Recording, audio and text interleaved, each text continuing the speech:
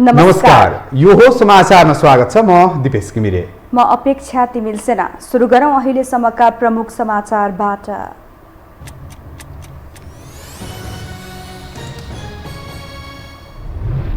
प्रधान न्यायाधीश विरुद्धको आन्दोलनलाई थप सशक्त बनाउने बारको निर्णय। सर्वोच्चको फुलकोटबाट गोला प्रथा कार्यविधि पारित, राजपत्रमा प्रकाशित भएपछि कार्यान्वयनमा आउने। कांग्रेसको महाधिवेशन मिति नजिकिएसँगै सभापतिका आकांक्षीहरूको सक्रियता बढ्यो। अन्य पदमा खुलेनन् नेताहरू। प्रदेश क्षेत्रको अधिवेशन भोलिबाट सुरु हुँदै। पदाधिकारीमा आकांक्षीको भिड लागेपछि नेता व्यवस्थापनमा एमाले अध्यक्ष ओलीलाई सकस। अस्तित्वमा रहेका तीनै समूहका नेताद्वारा सम्मानजनक पद नपाए विद्रोहको चेतावनी।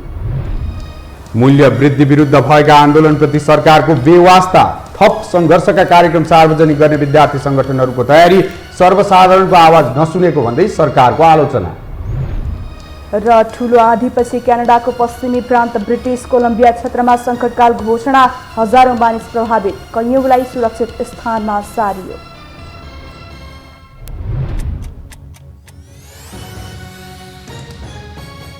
अब समाचार विस्तारमा।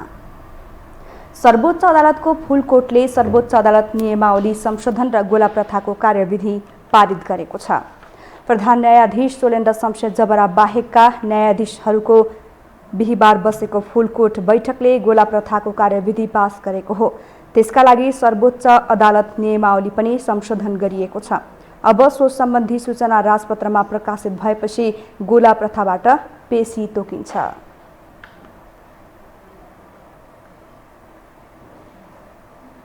सर्वोच्च अदालतमा नेपाल बार एसोसिएसनले धरना दिँदै आएकोमा आज प्रहरीले धरपकड गरेको छ।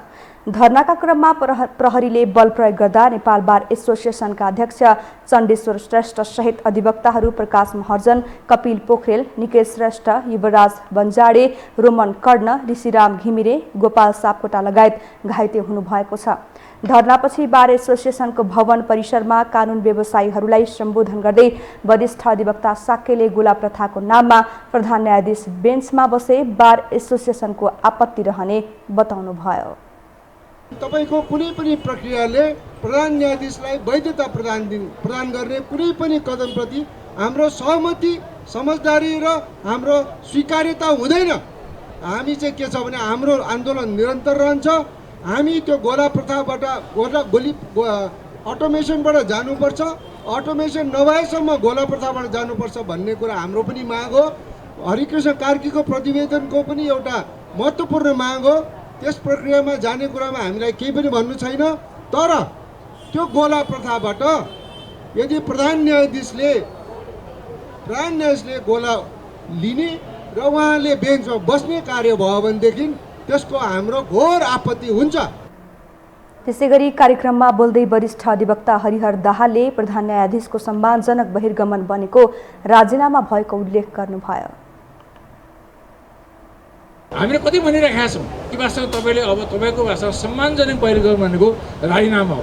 त्यो राजीनामा बेगर तपाईँको वास्तवमा के छ भने हामी वास्तवमा के छ हाम्रो बटम लाइन हो भनेर हाम्रो अध्यक्षले भनिसक्यो र हामीले के त्यो बटम लाइनभन्दा तल हामी जाँदैनौँ भनेपछि कति दिन उहाँले वास्तवमा जित गरेर बसेपछि।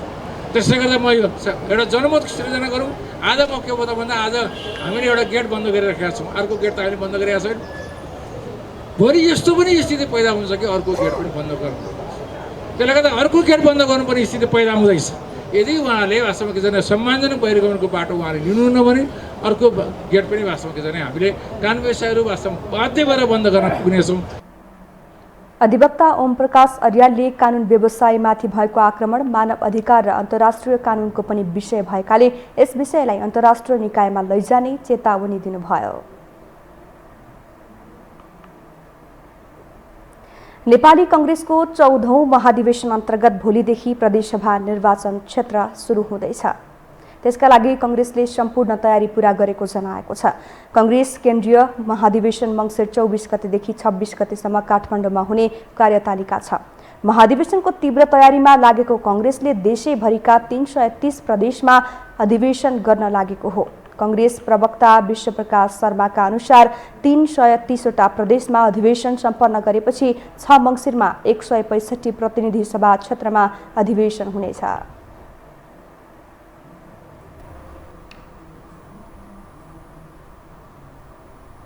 अब बाँकी समाचार। मङ्सिर 24 देखि 26 सम्म तय भएको 14औं महाधिवेशन आउन मात्र 3 साता बाँकी रहेका बेला नेपाली काङ्ग्रेसमा सभापतिका बाहेकका उम्मेदवार खुलेका छैनन्, जसले उपसभापति, महामन्त्री, सहमहामन्त्री जस्ता महत्त्वपूर्ण पद बार्गेनिङ टुल्स मात्रै बन्ने देखिन्छ। एक रिपोर्ट। नेपाली कांग्रेस 7 दशक पुरानो पार्टी हो र यसका वर्तमान सभापति शेरबहादुर देउबा पनि 7 दशक पार गरेका व्यक्ति हुन्। उनी फेरि नेतृत्वमा दोहोरिए भने कार्यकाल सकिँदा 80 पार गर्छन्, तर सभापतिको हुटहुटी मरेको छैन। यस मामिलामा वरिष्ठ नेता रामचन्द्र पौडेल पनि ठ्याक्कै देउबाकै प्रतिलिपि हुन्। उनलाई पनि मर्नु अघि एकपटक सभापति बन्नै पर्ने रहर मरेको छैन। सभापतिकै लाइनमा देउबा र पौडेल बाहेक उपसभापति विमलेन्द्र निधि, महामन्त्री शशाङ्क कोइराला, नेता प्रकाशमान सिंह, शेखर कोइराला र कल्याण गुरुङ सार्वजनिक चर्चामा छन्। यी व्यक्तिहरूलाई सभापति नभई नहुनेछ। एकले अर्कोलाई कमजोर देखाएर सभापति पट्काउन आरोप प्रत्यारोपमै उत्रिने नेताहरूको हुल देखिएका बेला सभापति बाहेकका अन्य पदमा भने नेताहरू अझै खुलेका छैनन्। मेरो उम्मेदवारी साथीहरूसँग छलफल भइरहेको छ, कुराकानी भइरहेछ। उपयुक्त समयमा उपयुक्त पदमा उम्मेदवारी दिन्छु म। सभापति बाहेक महामन्त्री पदमा गगन कुमार थापा र विश्व प्रकाश शर्माले उम्मेदवारी घोषणा गरेका छन्, तर कुन समूह र कुन सभापतिको लाइनमा उम्मेदवारी दिएको खुलेको छैन। थापा संस्थापन इतर र शर्मा संस्थापन पक्षकै उम्मेदवारी भएको आकलन गरिए पनि अन्य नेताहरूले समेत आकांक्षा देखाउन सक्ने भएकाले उनीहरू नखुलेका हुन्। बरु समूहबाट एकमत पाएर बलियो हुने उनीहरूको दाउ छ।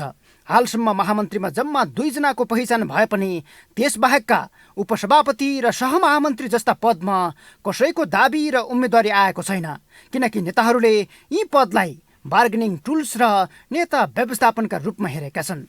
होइन, अब धेरैले दाबी गरिरहनु भएको छ। कुरा के हुन्छ भने कुनै न कुनै नेताको फेर नसमातिकन ती पदहरूमा जान गाह्रो छ। सिधा कुरा भन्दाखेरि कहीँ न कहीँ एलायन्स हुनैपर्छ, कुनै न कुनै नेताको सहयोग समर्थन प्राप्त गर्नुपर्छ र त्यो नभइकन घोषणा मात्रै गरिदिएर तपाईँलाई के छ भने गएर एक्लै चुनाव जित्न सक्ने अवस्था हुँदैन कसैको पनि। र त्यसले गर्दाखेरि त्यहाँबाट कुनै कन्सेन्ट, त्यहाँबाट कुनै किसिमको नपाइकन तपाईँलाई चाहिँ त्यसै घोषणा गर्ने कुरामा सबैजना हच्किया होला। तर उम्मेदवार र दावेदार त कुसङ्ख्या त धेरै ठुलो छ। त्यो तपाईँले सोच्नुभयो भन्दा पनि ठुलो छ।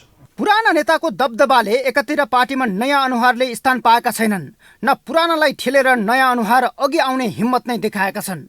बरु पुराना र बुढौलीहरूकै परछायामा बसेर 2 उपसभापति, 2 महामन्त्री र 8 सहमहामन्त्री सहित 13 पदाधिकारी मध्येका कुनै पदमा निर्वाचित हुने पक्का वातावरण खोजिरहेका छन्। यद्यपि महाधिवेशन आउन मात्र 3 साता बाँकी रहेका बेला सभापतिका आकांक्षीले आफ्नो टिमबाट पदाधिकारीमा को भिड्ने निश्चित गर्न नसक्दा अन्यौलता थप लम्बिने देखिन्छ। यो हो टेलिभिजनका लागि क्यामेरामा अभिष्ट लामाका साथमा सन्तोष विकी थापा, काठमाडौँ। निर्वाचन अधिकृत उप हातपात भएपछि आज हुने भनिएको नेपाली काङ्ग्रेस सर्लाहीको अधिवेशन स्थगित भएको छ। कार्यक्रम अगाडि बढिरहेका बेला विपक्षीको तर्फबाट परिचालित केही व्यक्तिहरू आज निर्वाचन गराउन भनी आएका निर्वाचन अधिकृत उप पार्टी कार्यालयमा कुटपिटमा उत्रिएपछि निर्वाचन स्थगित भएको हो। जिल्लाभरका 20 पालिकाको 200 वडाका लागि निर्वाचन हुनेछ। अधिवेशनको अन्तिम अवस्थामा आएर विवाद भई अधिवेशन नै अन्योलमा परेपछि नेतृत्वका आकांक्षी र काङ्ग्रेसका आम कार्यकर्ता अन्योलमा परेका छन्।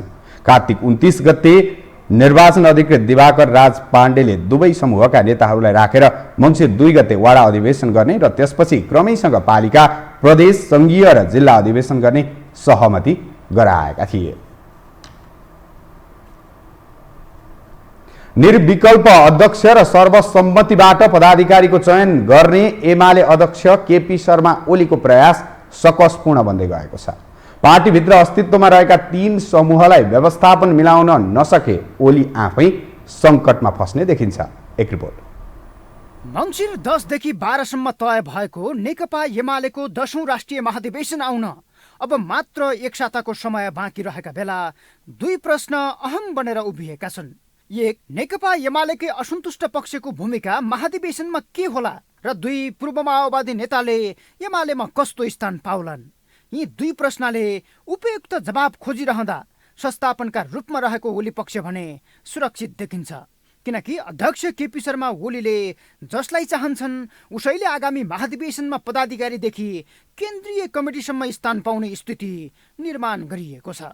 गुटको आधारमा निर्वाचन हुँदाखेरि के भयो भन्दाखेरि कतिपय आउनै पर्ने कार्यकर्ताहरू आएनन् होला, कतिपय एकदमै क्षमता भएका मान्छेहरू पछाडि पर्यो होला, अलिअलि क्षमता पछि आउँदा पनि हुने जस्ता साथीहरू पनि गुटको आधारमा निर्वाचित भएर अगाडि आयो होला। हुन त आएका सबै सक्षमै होलान्, तर पनि तुलना गर्दाखेरि धेरै राम्रा सक्षम साथीहरू पनि बाहिर परेका होलान्।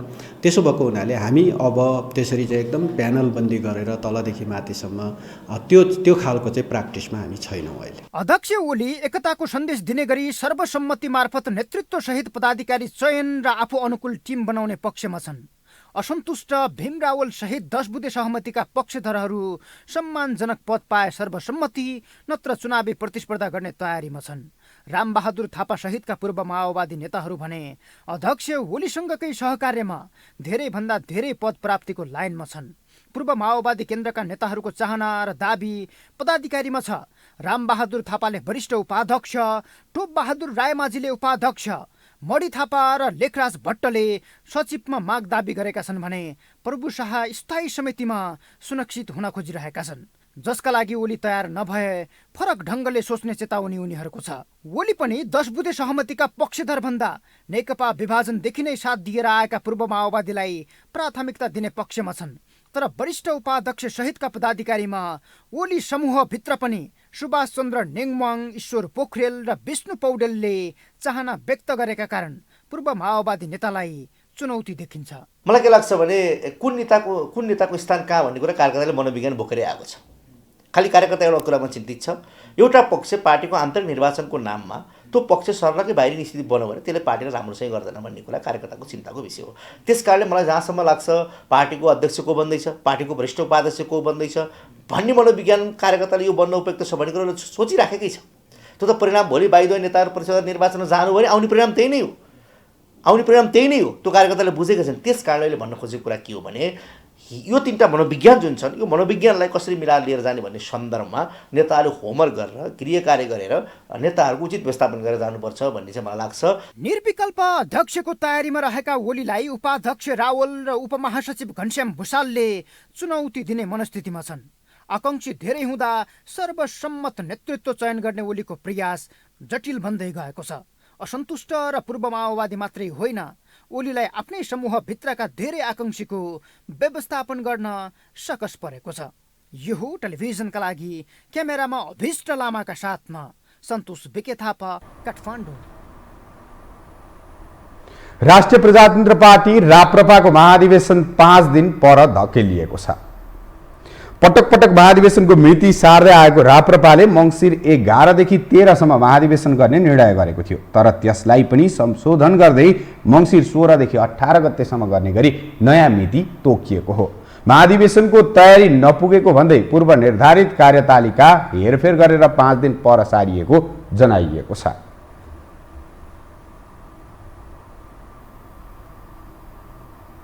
हामीसँग समाचार बाँकी नै छन्, अहिलेलाई विश्राम।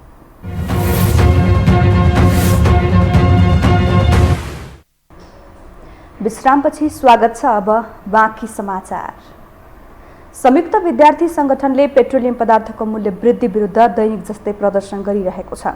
नेपाल आयल निगमले पटक पटक पेट्रोलको मूल्य वृद्धि गरेपछि संयुक्त विद्यार्थी संगठनहरूले केही दिनदेखि सडक प्रदर्शन गर्दै आएका छन्, तर पनि मूल्य नियन्त्रण हुने छाटकाट छैन।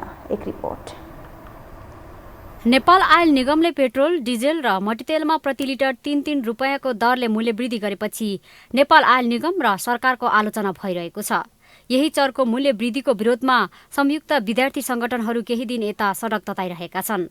बिहिबार पनि संयुक्त विद्यार्थी संगठनले काठमाडौँको माइतीघर मण्डलामा मूल्य वृद्धि विरुद्ध सडक बहस गरेको छ। उनीहरूले विद्यार्थीहरूको आवाजलाई मत्थर गर्ने प्रयत्न गरियो भने आवश्यक कदम चाल्न बाध्य हुने सरकारलाई चेतावनी दिएका छन्। कुरा त्यति मात्रै होइन, हामीले लामो समयदेखि भनेका छौँ अन्तर्राष्ट्रिय बजारमा बढाउने, घट्दा घटाउने अटो प्राइसिङ सिस्टमलाई हामीहरूले मान्यौँ, तर यो आयल निगमले जवाब दिनुपर्छ। सुरेन्द्र पौडेलले जवाब दिनुपर्छ। सुरेन्द्र पौडेल भागेर लुकेर सडकमा आएर यसको सार्वजनिक सुनवाई सडकमा आफ्नो विषय नराखेर होइन, आज उनले जवाब दिनुपर्दछ कि पेट्रोलियम पदार्थको मूल्य वृद्धि उनी आएदेखि होइन, अहिलेसम्म कतिपल्ट बढ्यो कतिपल्ट घट्यो, अन्तर्राष्ट्रिय बजार बढ्दा बढ्दा घट्दा कतिपल्ट बढ्यो कतिपल्ट घट्यो।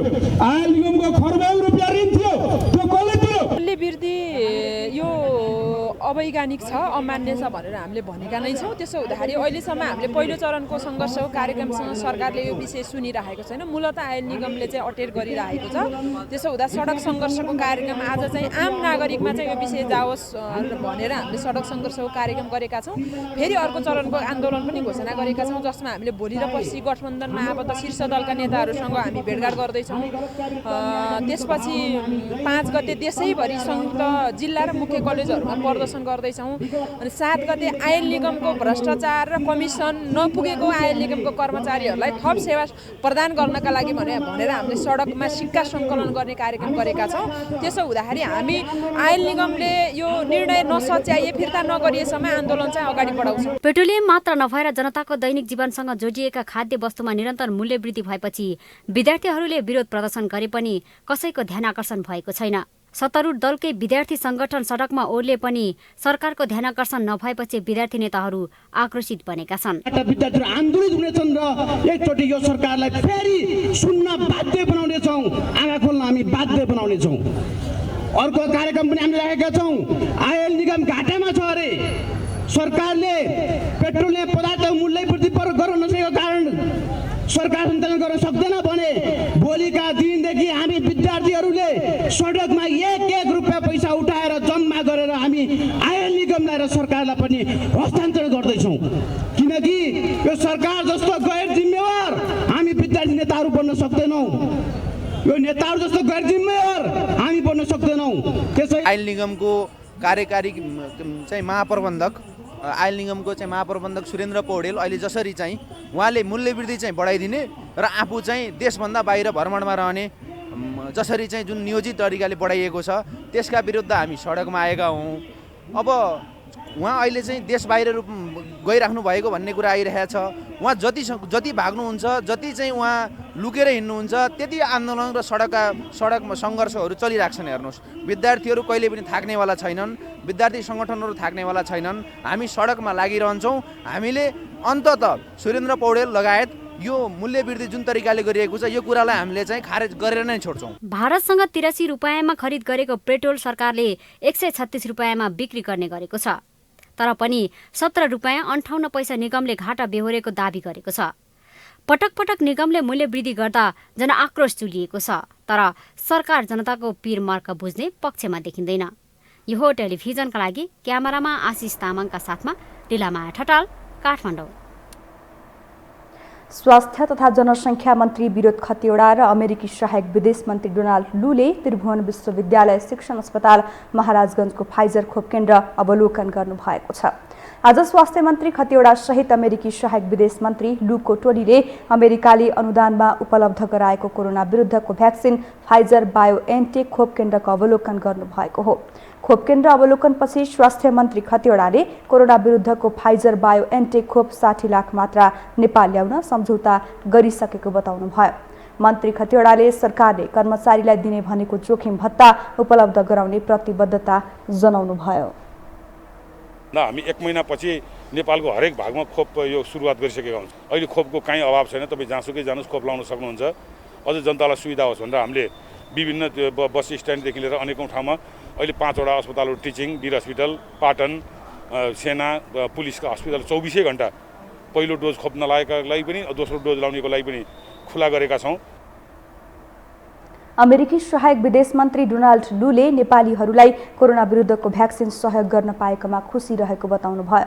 सहायक मन्त्री लूले फाइजर खोप बालबालिकाका लागि सुरक्षित रहेकाले ढुक्क भएर लगाउन आह्वान गर्नुभयो। नेपाल सरकारलाई अमेरिकी जनताको तर्फबाट सहयोग गर्न पाएकोमा हामीलाई खुसी लागेको छ। My own daughter is 16 years.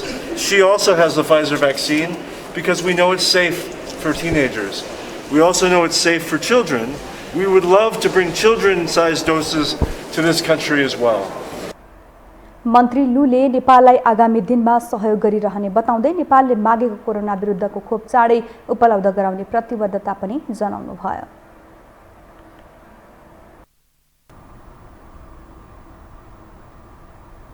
अब बाँकी समाचार।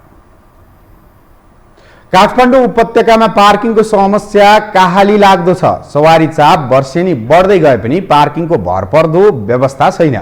निजी क्षेत्रबाट प्रयास भए पनि अत्याधुनिक पार्किङ बनाउने काठमाडौँ महानगरपालिकाको योजना पनि कागजमै सीमित बनेको छ। एक रिपोर्ट। काठमाडौँ उपत्यकाको अधिकांश क्षेत्र पार्किङ नहुँदा अस्तव्यस्त छ। जताततै सडकमै पार्किङ गर्नुपर्ने अवस्था विद्यमान छ। अव्यवस्थित पार्किङले एकातिर सडक कुरूप बनाएको छ भने अर्कोतर्फ दुर्घटनाको जोखिम पनि बढाएको छ। पार्किङ गर्ने ठाउँ नहुँदा सर्वसाधारणले खेप्नु परेको शास्तिको सीमा नै छैन। पार्किङको समस्यालाई समाधान गर्ने भन्दै नक्सल स्थित भाटभटिनीमा स्मार्ट पार्किङ सञ्चालनमा ल्याइएको छ। 7 करोडमा निर्माण गरिएको यो पार्किङ 11 तलाको छ। यहाँ एकैपटकमा 44 वटा गाडी पार्क गर्न मिल्छ। यहाँ गाडीलाई लिफ्टको माध्यमबाट विभिन्न तलाको पार्किङमा लगेर राखिन्छ। र चाहिँ धेरै गाडीहरू चाहिँ विशेष गरेर चाहिँ यो पब्लिक होलिडेजमा र अरू दिनमा पनि हामी कहाँ चाहिँ धेरै गाडीहरू चाहिँ कस्टमरहरू चाहिँ पार्किङ नपाएर चाहिँ फर्किनु परेको अवस्थालाई हामीले हेरेर यो सोच हामीले ल्याएका हौँ। त्यसमा यो हामीले ल्याएको चाहिँ यो मिड साइजको यो 44 वटा गाडी अट्छ। तपाईँको जति हाइटमा जानु मिल्छ यो, तर हामीले चाहिँ 11 तला ल्याएको। एक तलामा 4 वटा गाडी तपाईँको।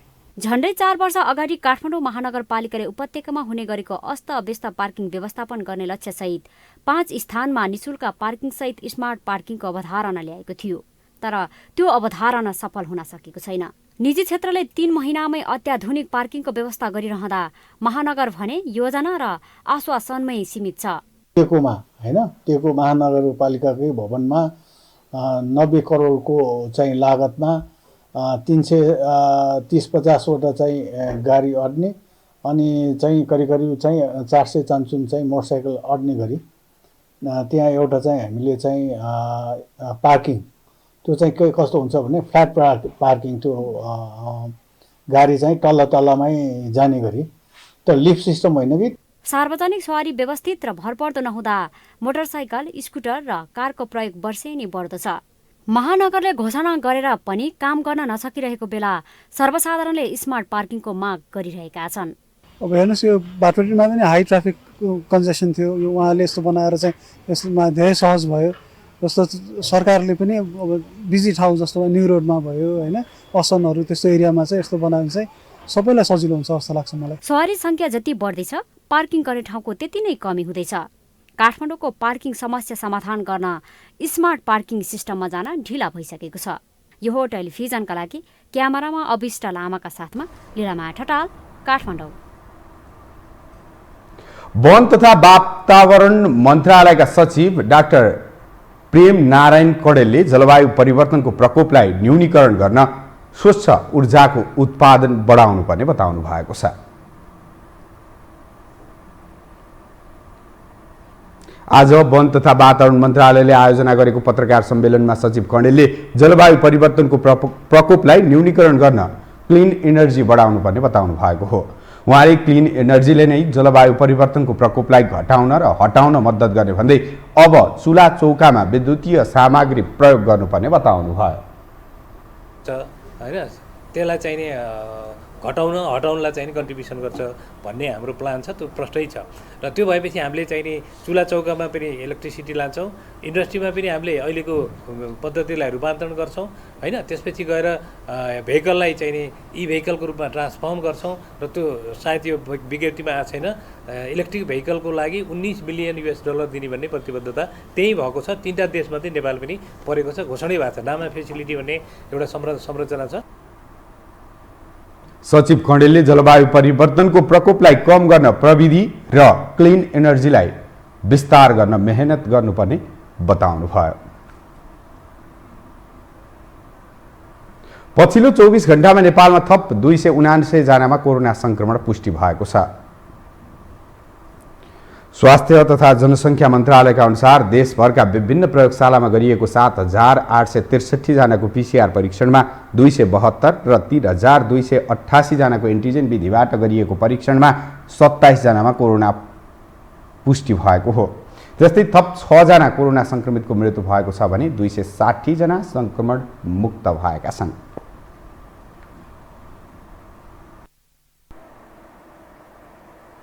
अब आर्थिक समाचार।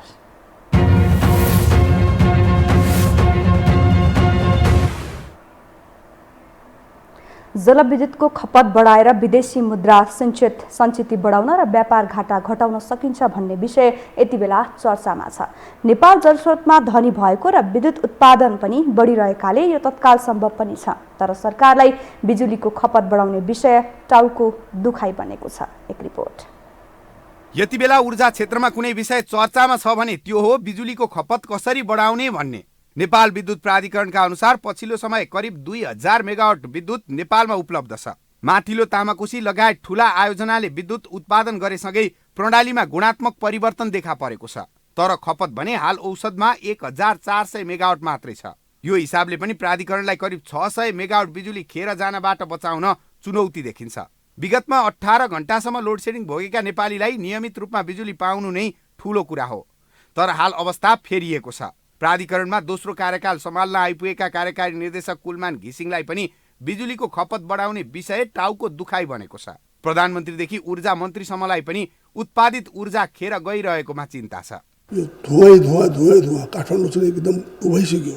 त्यसकारण काठमाडौँमा कमसेकम चाहिँ ब्याट्रीबाट बसहरूदेखि लिएर गाडीहरू सञ्चालन गरौँ, घरमा खाना पकाउने पनि इलेक्ट्रिक चुलो बनाउँ र कमसेकम त्यस्तै चाहिँ भोलि तराईमा मधेसमा पनि सबै ठाउँमा पनि हामीले चाहिँ यो सबै कुराहरू हामीले चाहिँ इलेक्ट्रिक कारहरू इलेक्ट्रिक बसहरू चलाउन सक्यौँ भनेदेखिलाई एउटा नेपाल नमुना पनि बन्न सक्दछ। हाम्रो ठुलो व्यापार घाटा पेट्रोलियम पदार्थ आयातित पेट्रोलियम पदार्थको कारणले पनि छ। 2 खरबभन्दा बढेको पेट्रोलियम पदार्थ आयात हुन्छ, 40 अरबभन्दा बढीको एलपी ग्यास आयात हुन्छ।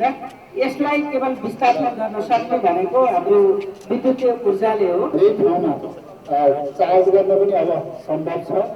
इलेक्ट्रिकल गाडी अहिले कार र स्कुटर मात्रै होइन, बस र अब ट्याक्सी सबैमा इलेक्ट्रिकल गाडी नै प्रयोग गर्नुपर्छ। मास ट्रान्जिटमा पनि इलेक्ट्रिकल गाडी नै प्रयोग गर्नुपर्छ। यसले नेपालभित्रको हाम्रो इनर्जी खपत हुन्छ र हामी आत्मनिर्भर जान्छौँ।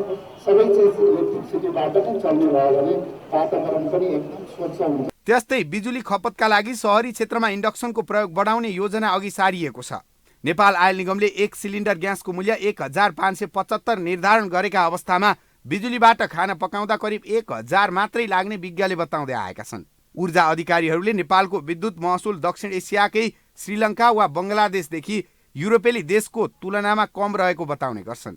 देशभित्र विद्युतको खपत बढाउन इन्डक्सन चुलोको प्रयोग बढाउने, विद्युतीय सवारीतर्फ प्रोत्साहन गर्न व्यावहारिक योजना आवश्यक पर्ने विज्ञको धारणा छ। देशभित्रै तपाईँको 15000 मेगावाट अहिले खपत गर्न सकिन्छ ग्रेजुअली, तर गल्ती के गर्नु भएन, डिजलबाट चल्ने जनबुझ खुदाइ ल्याउनु भएन होइन, बिजुलीको गाडीमा भन्छ महँगो गर्नु भएन होइन।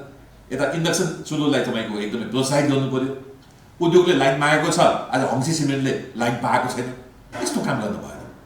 देशभित्रै तपाईँको धेरै बिजुली खपत गर्न सकिन्छ। सम्पूर्ण ऊर्जाको 40% विद्युतले लिन सक्छ। राष्ट्रिय आयको वृद्धिमा सहायक हुने तरिकाले हाम्रो विद्युत विकास हुनु पर्थ्यो, जुन भएको देखिँदैन।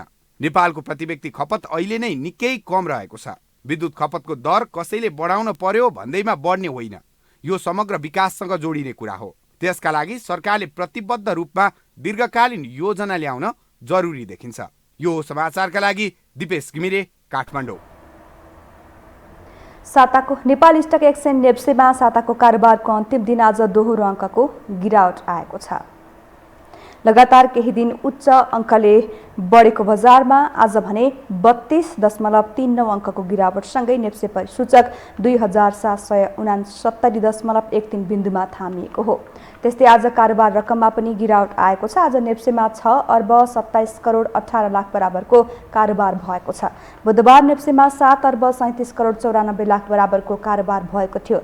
नेप्सेका अनुसार बजार घटे पनि 2 कम्पनीको सेयर मूल्यमा भने पोजिटिभ सर्किट लागेको छ। सर्किट लाग्ने कम्पनीहरूमा मानुषी लघुवित्त वित्तीय संस्था र तेह्रथुम पावर कम्पनी रहेका छन्। हामीसँग अन्तर्राष्ट्रिय र खेल समाचार बाँकी नै छन्। अहिलेलाई विश्राम।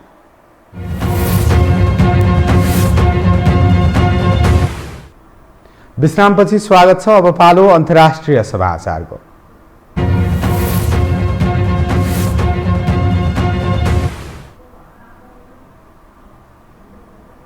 ठूलो आँधीपछि सडक र रेल सञ्जालमा अवरोध उत्पन्न हुँदा क्यानाडाको पश्चिमी प्रान्त ब्रिटिस कोलम्बियामा सङ्कटकाल घोषणा गरिएको छ। विपदबाट प्रभावित बासिन्दाको सहायताका लागि क्यानाडाका सुरक्षाकर्मी र अधिकारीहरू खटिएका छन्। आदिबाट हजारौं मानिसहरू प्रभावित भएका छन्। प्रधानमन्त्री जस्टिन ट्रुडोले राहत दिने प्रतिबद्धता जनाएका छन्। उनले सेनाले पुनर्निर्माणका लागि सहयोग गर्ने बताए। कयौं मानिसलाई सुरक्षित स्थानमा सारिएको छ। केही पहाडी क्षेत्रका सहरहरूसँग सम्पर्क टुटेको बीबीसीले जनाएको छ। ठूलो आँधीको मुख्य कारण जलवायु परिवर्तन रहेको हुन सक्ने अधिकारीहरूले बताएका छन्।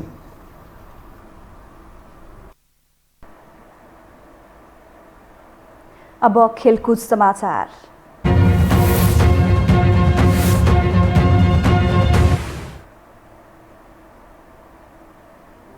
फोर नेसन्स कप फुटबलका लागि नेपाली राष्ट्रिय महिला फुटबल टिमलाई भारतले प्रस्ताव गरेको छ। एसिया कपको तयारीमा रहेको भारतले घरेलु मैदानमा फोर नेसन्स कप डिसेम्बर 9 देखि 21 गतेसम्म आयोजना गर्दैछ। त्यसैको तयारीका स्वरूप दक्षिण एसिया बाहेकका देशलाई समेत बोलाएर भारतले प्रतियोगिता गर्ने तयारी गरेको हो, जसका लागि भारतले नेपाललाई प्रस्ताव गरेको इन्फाले जनाएको हो। अन्तर्राष्ट्रिय प्रतियोगिता नभएका कारण महिला फुटबलले भने अपेक्षित गति दिन सकेको छैन। अब मौसम सम्बन्धी जानकारी।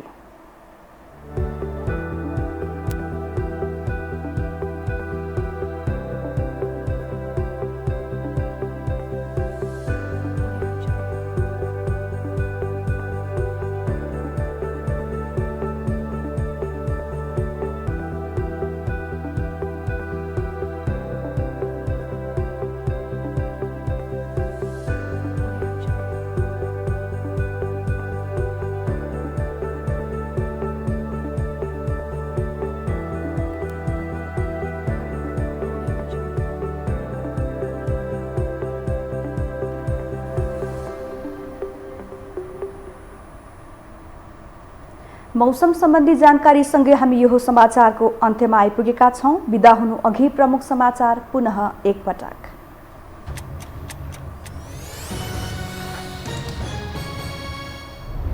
प्रधान न्यायाधीश विरुद्धको आन्दोलनलाई थप सशक्त बनाउने बारको निर्णय। सर्वोच्चको फुल कोर्टबाट गोला प्रथा कार्यविधि पारित। राजपत्रमा प्रकाशित भएपछि कार्यान्वयनमा आउने। कांग्रेसको महाधिवेशन मिति नजिकिएसँगै सभापतिका आकांक्षीहरूको सक्रियता बढ्यो। अन्य पदमा खुलेनन् नेताहरू। प्रदेश क्षेत्रको अधिवेशन भोलिबाट सुरु हुँदै। पदाधिकारीमा आकांक्षीको भिड लागेपछि नेता व्यवस्थापनमा एमाले अध्यक्ष ओलीलाई सकस। अस्तित्वमा रहेका तीनै समूहका नेताद्वारा सम्मानजनक पद नपाए विद्रोहको चेतावनी। मूल्य वृद्धि विरुद्ध भएका आन्दोलनप्रति सरकारको व्यवस्था। थप संघर्षका कार्यक्रम सार्वजनिक गर्ने विद्यार्थी संगठनहरूको तयारी। सर्वसाधारणको आवाज नसुनेको भन्दै सरकारको आलोचना। र ठूलो आँधीपछि क्यानाडाको पश्चिमी प्रान्त ब्रिटिस कोलम्बिया क्षेत्रमा संकटकाल घोषणा। हजारौं मानिस प्रभावित। कैयौंलाई सुरक्षित स्थानमा सारियो।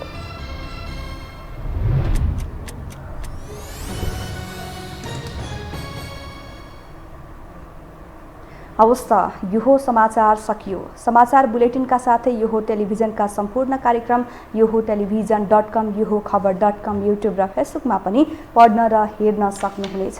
मोबाइलमा यो टिभी एप डाउनलोड गरी हामीलाई प्रत्यक्ष हेर्न सक्नुहुनेछ।